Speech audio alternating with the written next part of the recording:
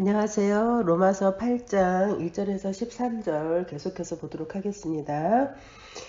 그러므로 이제 그리스도 예수 안에 있는 자에게는 결코 정죄함이 없나니 이는 그리스도 예수 안에 있는 생명의 성령의 법이 죄와 사망의 법에서 너를 해방하였습니다. 율법이 육신으로 말미암아 연약하여 할 수 없는 그것을 하나님은 하시나니 곧 죄로 말미암아 자기 아들을 죄 있는 육신의 모양으로 보내어 육신의 죄를 정하사 육신을 따르지 않고 그 영을 따라 행하는 우리에게 율법의 요구가 이루어지게 하려 하심이니라. 육신을 따르는 자는 육신의 일을, 영을 따르는 자는 영의 일을 생각하나니 육신의 생각은 사망이요 영의 생각은 생명과 평안이니라. 육신의 생각은 하나님과 원수가 되나니 이는 하나님의 법에 굴복하지 아니할 뿐 아니라 할 수도 없음이라. 육신에 있는 자들은 하나님을 기쁘시게 할 수 없느니라.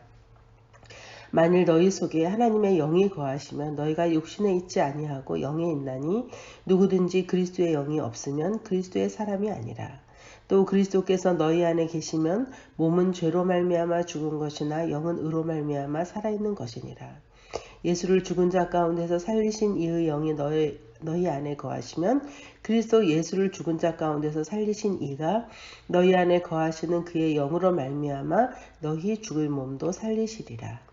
그러므로 형제들아 우리가 빚진 자로 돼 육신에게 져서 육신대로 살 것이 아니니라. 너희가 육신대로 살면 반드시 죽을 것이로되 영으로서 몸의 행실을 죽이면 살리니. 네. 우리가 이제 그리스도인이 되면 주를 위해서 무언가를 하려고 하죠. 이제 교회 봉사도 좀 하고 헌금도 좀 해야 되겠다 이런 생각을 하게 되죠. 그런데 말씀을 보니 주를 위한 최대의 일은 그리스도께서 우리에게 원하시는 최고의 일은 성화라는 것이죠. 우리의 최대의 의무는 성화를 이루는 것인데 이 성화는 성령의 도우심으로 가능하다라고 살펴보았습니다. 그렇지만 영적인 게으름은 이 성령님의 무한한 능력이 들어오는 통로를 막는다라고 했죠. 그래서 게으름을 비롯한 이 죄를 죽이기 위해서는 우리가 어떻게 해야 될까를 생각해 보려고 하는데요. 첫 번째는 이 게으름과 죄를 죽이겠다라는 이러한 결단을 해야 됩니다.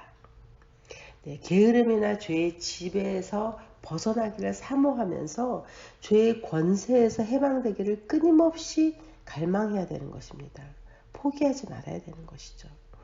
죄가 오래되고 죄를 이기려는 이런 시도를 많이 해봤잖아요. 그런데도 자꾸 실패하면 나는 안 돼. 그냥 이렇게 살다가 가야 되나 보다라고 포기하기가 쉽습니다. 인신매매단이 제일 처음에 여자를 납치하고 나서 하는 일이 성폭행이라고 합니다. 그리고 때린대요. 그리고 인간 이하의 취급을 하면서 이 여자로 하여금 모든 희망을 빼앗아 간다는 것이죠. 그래서 탈출할 꿈도 못 꾸게 하고 나는 안 돼 라고 자포자기하게 한다라고 합니다. 예전에 또 어떤 뉴스를 보니까 의붓아버지에게 어렸을 때부터 성폭행을 당한 여대생이 있었는데 이제 그 엄마도 이 사실을 알고 있었다고 합니다. 그런데 이제 계속해서 이 어려움, 성폭행 당하고 고통을 당하니까 결국은 이 여대생의 남자친구가 이제 그 아버지를 죽인 사건이 있었거든요. 그때 제가 들었던 가장 큰 의문이 왜 그 엄마는 신고를 안 했을까라는 생각을 했습니다. 그래서 이렇게 몇 개 제가 뉴스를 찾아보니까 전문가들이 말하기를 오랫동안 어떤 권위 밑에 있으면은 무기력증에 빠진다고 합니다. 이 큰 세력에서 나는 벗어날 수 없어 라고 생각하게 된다는 것이죠. 죄의 속임수가 바로 이와 같습니다. 너는 나를 벗어날 수 없어 라는 생각을 줘서 아예 죄로부터 벗어날 희망을 빼앗아 간다는 것이죠. 그러나 이때 우리는 죄에게 귀를 기울이는 것이 아니라 하나님의 말씀에 귀를 기울여야 합니다. 로마서 8장 2절에 이는 그리스도 예수 안에 있는 생명의 성령의 법이 죄와 사망의 법에서 너를 해방하였습니다. 너는 이제 죄에서 해방됐다라는 것이죠. 갈라디아서 5장 1절 그리스도께서 우리를 자유롭게 하려고 자유를 주셨으니 그러므로 굳건하게 서서 다시는 종의 멍에를 매지 말라. 죄의 종노릇 하지 말라라는 것이죠. 이제는 너는 자유케 되었다라는 것이죠. 고린도후서 5장 17절 그러므로 누구든지 그리스도 안에 있으면 새로운 피조물이라 이전 것은 지나갔으니 보라 새 것이 되었도다. 이제 너는 새 피조물이 되었다라고 말씀하시는 것입니다. 우리는 죄에서 해방되었습니다. 지금 죄가 나를 다스리고 있는 것은 불법입니다.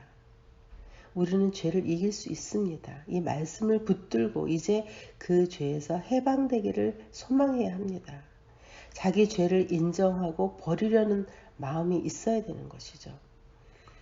나는 원래 이래. 나는 원래 성격이 까칠해. 나는 저런 사람은 싫어해. 나는 원래 이런 것을 용납 못해. 나는 어때? 내 성격은 어때? 이렇게 하는 것은 자꾸 자기의 옛사람, 자기의 죄된 옛사람을 인정해 주는 것입니다. 우울증도요.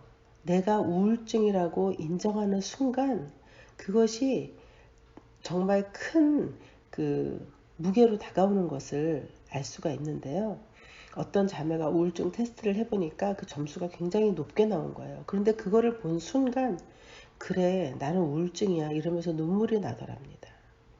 자기가 스스로에게 나는 어떤 사람이야 라고 이름을 붙이는 순간 나는 합법적으로 그 사람이 되도록 나에게 허락해 준 것이죠. 그러나 그러한 성향이 있다 해도 하나님은 너는 새 생명이야 라고 말씀하신다는 것이죠. 그래 너에게 타고난 성격적인 결함들이 있어. 모든 사람이 다 그런 결함들이 있잖아요. 그러나 너는 성령으로 새롭게 된 존재야 라고 말씀하신다는 것입니다. 고린도후서 5장 17절 다시 보면은요. 그런즉 누구든지 그리스도 안에 있으면 새로운 피조물이라 이전 것은 지나갔으니 보라 새 것이 되었도다. 우리가 붙잡아야 될 것은 말씀입니다. 아멘으로 붙잡아야 되는 것이죠. 그렇지 않고 예전의 나를 계속 붙잡고 있으면 그 예전의 나가 새롭게 태어난 나를 죽여버립니다. 제 동생이 벌레를 무척 무서워하는데요. 한 번은 집에 들어갔더니 벌레가 있다라는 것이죠. 그래서 어떻게 했니? 그랬더니 집에 나가서 집 밖에서 남편이 올 때까지 기다렸다고 합니다. 자기 집인데 벌레에게 내주고 자기는 집 밖에서 쪼그리고 앉아서 기다렸다는 것이죠. 우리가 영적으로 이룰 수가 있습니다. 내 집에 성령이 계셔야 되는데 내 집을 죄가 차지하고 주인 행사를 하려고 하는 것이에요. 그러면 나는 그냥 죄가 내 마음 차지하게 내버려두고 집을 나와버리는 것이죠. 나를 지배하고 있는 죄, 즉 내가 주님 뜻대로 살아가지 못하게 하는 죄는 나를 지배하면 안 되고 나에게서 쫓겨나가야 합니다. 예를 들면 나에게 혈기가 있어요. 한 번씩 혈기를 낼 때마다 관계가 망가집니다. 그런데 그 혈기가 나를 지배하게 내버려두면 안 되고 몰아내야 되는 것이죠. 혈기가 날 때마다 혈기를 내면 나는 혈기에 충실한 종노릇하는 것이죠. 혈기에 순종하는 것이에요. 그것이 나인 줄 알고 내 성격은 원래 이래 라고 인정해주면 그것이 내 안에 합법적인 자리를 차지하게 되는 것입니다. 절대 변화할 수가 없죠. 그건 내가 같이 가야 할 것이 아니고 이거는 물리쳐야 되는 것이야. 이렇게 생각해야 되는 것입니다. 그러니까 이 죄를 나는 반드시 없애겠다라는 그런 의도를 가져야 한다는 것입니다. 내가 정말 주님 뜻대로 살겠다 이렇게 결단하면 이러한 결단을 가지고 죄를 대하는 거랑 이 죄를 인정하고 사는 것이랑은 엄청난 차이가 있습니다. 성화를 위한 첫걸음은 죄를 인정해 주지 말고 죄를 몰아내기로 결단하는 것입니다. 그리고 또 하나 내가 성화를 포기하지 말아야 하는 이유는요. 내가 게으르게 죄에 끌려서 사는 모습은 아버지 하나님의 마음을 굉장히 아프시게 합니다. 한번 생각해 보세요. 내가 맨날 불량배에 끌려다니면서 그들이 하라는 대로 하고 나오라면 나오고 때리면 맞고 돈 뺏으면 뺏기고 이거를 우리 부모님이 안다면 그걸 보는 부모님의 마음이 어떻겠습니까? 우리가 죄에 끌려 사는 것을 보는 하나님의 마음이 바로 그것이죠. 이것처럼 불효가 없습니다. 이것처럼 하나님 마음에 못 박는 것이 없죠. 게으름에 빠져서 영적인 능력이 하나도 없이 사는 것은 마치 식물인간이 돼서 깨어나지 않는 자녀를 보는 그런 부모의 심정과 똑같습니다. 이것을 보는 하나님의 마음이. 그렇기 때문에 우리는 이런 하나님의 마음을 묵상함으로써 죄에 대해서 애통함을 가져야 됩니다. 이 죄가 나와 하나님 사이를 막는구나. 이 죄가 나를 망치는구나. 이 죄가 하나님의 마음을 굉장히 아프게 하고 있구나. 이러한 죄에 대한 애통함을 가져야 됩니다. 이러한 애통하는 마음이 죄를 죽일 수 있는 근본 토대입니다. 고린도후서 7장 10절에 보면 하나님의 뜻대로 하는 근심은 후회할 것이 없는 구원에 이르게 하는 회개를 이루는 것이요 세상 근심은 사망을 이루는 것이니라 라고 말씀하고 있습니다. 하나님의 뜻대로 하는 근심, 죄에 대해서 근심하는 것이죠. 이러한 근심은 구원에 이르게 된다라는 것입니다. 그러므로 죄에 대해서 자포자기하지 말고 양심으로 죄를 느껴야 됩니다. 무뎌지면 안 됩니다. 죄에 대해서. 그리고 죄에 대해서 대항하고 항상 깨어있고 그리고 이 죄를 버리기로 결단하는 것이 중요합니다. 이건 내가 아니야. 주님이 지으신 모습이 아니야.